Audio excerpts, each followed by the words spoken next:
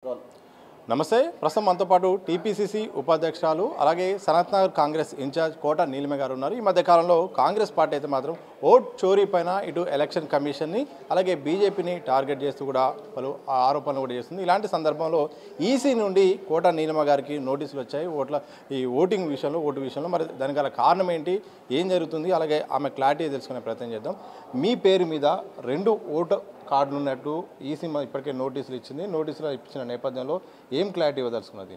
First మాకు ఇప్పుడు తెలిసింది 8 ఏళ్ల తర్వాత దట్ నా పేరు మీద ఇంకోటి కూడా ఈపిక్ అంటే election photo identity card EPIC అది ఉంది అని.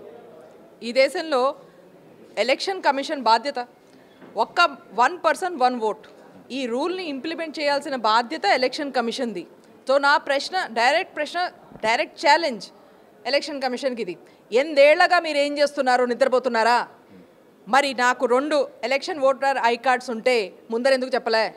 ఇప్పుడు బీజేపీ మన మీద ఫాల్స్ ఎలిగేషన్స్ తప్పుడు ఆరోపణలు వేసిన తర్వాత మీరు ముందరకు వచ్చి ఇప్పుడు చెప్తున్నారా కి మాకు 2 ఓటర్ ఐ కార్డ్స్ ఉన్నాయని? ఇప్పటిదాకా ఏం చేయలేదు. ఒకటి.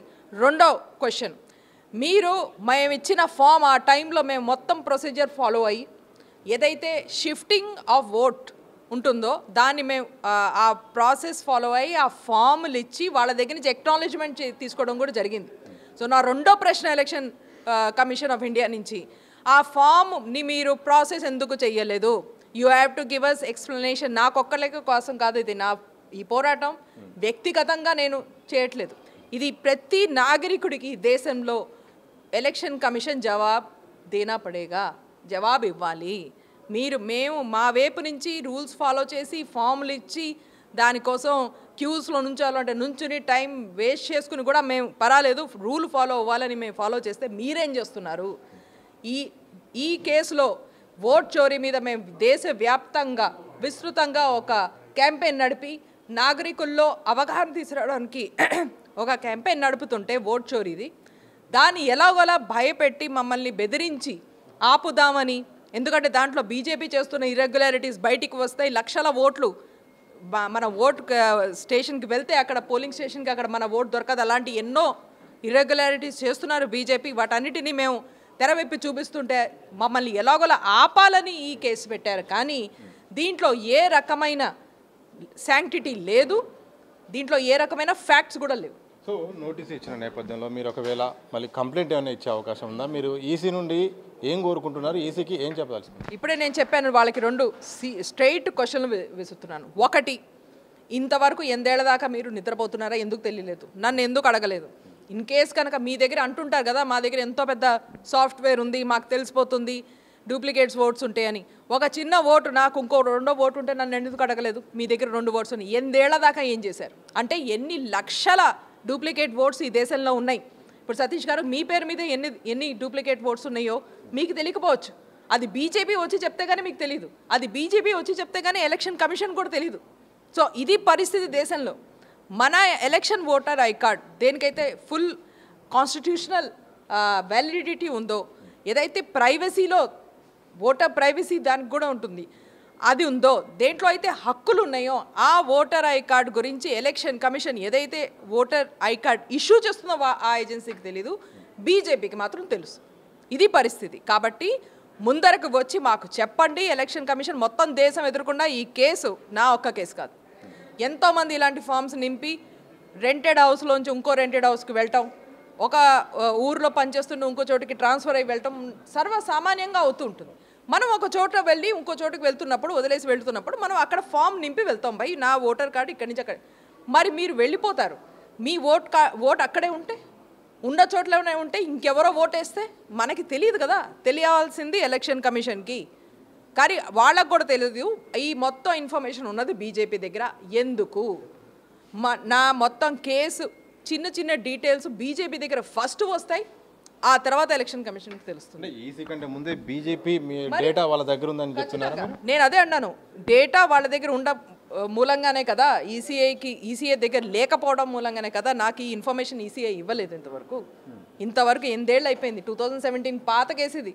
నేను అప్పుడు ఇచ్చేసి అయిపోయింది. మన కొత్త కార్డు వచ్చింది, దాని మీద ఓటే అప్పటి నుంచి వేసుకుంటూ వస్తున్నాను.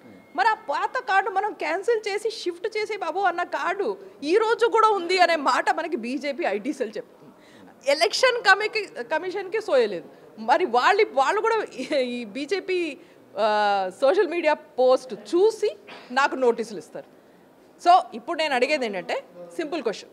సరే, ఆ 2 క్వశ్చన్లు అయిపోయి ఇది 3వ క్వశ్చన్ ఎలక్షన్ కమిషన్. నా దగ్గర సాక్ష్యాధారాలు ఉన్నాయి. నేను ఫామ్ నింపి నా ఓటు షిఫ్ట్ చేయమని 8 ఏళ్ల క్రితమే అన్నాను. బీజేపీ వాళ్ళు నా మీద తప్పుడు ఆరోపణలు వేశారు. మరి ఎలక్షన్ కమిషన్ బీజేపీ వాళ్ళకి నోటీస్ ఇస్తుందా? ఎంత తొందరపడి గంటల్లో నాకు నోటీస్ ఇచ్చేసారే. నేను ఒక కాంగ్రెస్ నేత, కాంగ్రెస్ మెంబర్, నాకు నోటీసులు ఇచ్చారే. మరి అదే తొందరతో వాళ్ళు బీజేపీ కూడా నోటీస్ ఇస్తారా? ఇది నా ప్రశ్న ఎలక్షన్ కమిషన్. సో ఒకవైపు ఓట్ల చోరీ పైన పెద్ద ఎత్తున ఉద్యమం చేస్తున్నారు. రాహుల్ గాంధీ అయితే మాత్రం ఈ టాపిక్ మీద సీరియస్గా తీసుకున్నారు. సో ఈ సందర్భంలో మీకు నోటీసు ఇచ్చిన నేపథ్యంలో పార్టీ నుండి ఎలాంటి రియాక్షన్, నేతల నుండి కానీ పార్టీ నుండి మీకేమొచ్చింది? ఫుల్గా అందరూ సపోర్ట్ ఉన్నారు. కాకుండా మాకు లీగల్ ఒపీనియన్ కూడా పార్టీనే ఇస్తుంది. అందుకనే మేము ఇది అయిన వెంటనే స్పందించలేదు. ఎందుకంటే ఇప్పుడు మాకు కూడా రెస్పెక్ట్ ఇన్స్టిట్యూషన్స్, కాంగ్రెస్ అంటే ఈ ఎలక్షన్ కమిషన్ కానీ ఇలాంటి ఇన్స్టిట్యూషన్స్ అన్నీ పెట్టిన పార్టీ. మాకు వాటి ఇంపార్టెన్స్ తెలుసు. కాబట్టి వాళ్ళు అటాక్ చేసిన వెంటనే మళ్ళీ మనం ఆన్సర్ చేసాం. అలా చేయకుండా లీగల్ ఒపీనియన్ తీసుకునే ఈరోజు కూడా మీ ముందర ఉంటున్నాం. ఏం చెప్పాలో అదంతా లీగల్గా మేము క్రాస్ చెక్ చేసే అవుతుంది. కాకుండా ఇవాళ కూడా మీరు చూశారు మీ ఎదురుకుండా ప్రత్యక్షంగా మా సీనియర్ నేత, మా పీసీసీ ప్రెసిడెంట్ మహేష్ కుమార్ గౌడ్ గారు ఎంతో డీటెయిల్లో మీ అందరికి ఎక్స్ప్లెయిన్ చేశారు కేసు ఏంటి అదంతా అని. సో అందరి సపోర్ట్ ఉంది. ఎందుకంటే ఓట్ చోరీ అనేది ఒక చాలా చారిత్రాత్మక ఉద్యమం. ఈ దేశంలో ఇలాంటిది మొదటిసారి అవుతుంది. ఏంటి, ఓట్ ఒక మనిషికి ఒక చోటు ఉందా, 5 చోట్లు ఉన్నాయా, అసలు ఉందా ఓటు లేదా, ఇవన్నీ ఎన్నో ఏళ్ల నుంచి లక్షల మందికి కంప్లైంట్ చేస్తారు. ప్రతి ఎలక్షన్లో వింటుంటారు మీరు, వారే మేము వెళ్ళాం, మాకు ఓటు లేదు అక్కడ, మా ఓటు ఎక్కడ పోయింది అని గొడవలు చేస్తుంటారు. రివిజన్ చేసుకున్న తర్వాత కూడా ప్రజలకి వాళ్ళ ఓటు కనిపించదు. మరి వీటన్నింటి వెనకాల ఉన్న కారణం ఏమిటి అనేది ఇప్పుడు ఓట్ చోరీతో మనకు అర్థమవుతుంది. ఓట్ చోరీ అంటే ఓట్ని చోరీ చేయటం. ఎలా దాన్ని మనం అంటే ఒక రకంగా మభ్యపెట్టి గవర్నమెంట్, ఎస్పెషలీ సెంటర్లో బీజేపీ గవర్నమెంట్ రిపీటెడ్గా ఎలా గెలుస్తుంది అనే దానికి ఒక మంచి ఆన్సర్ ఈ ఓట్ చోరీ. అందుకోసమే ఈ భయాలు, బెదిరింపులు. మేము బెదిరేది కాదు. అది కూడా తెలంగాణ బిడ్డ మీద ఇలాంటి ఆరోపణలు వేస్తే వెనకడుగు వేసేది లేదు. Thank you.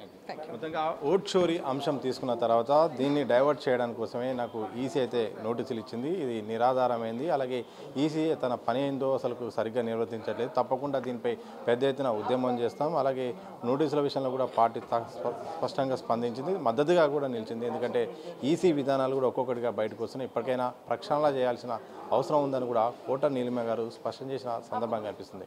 Camera వంశీతో Sati Disha TV, Hyderabad.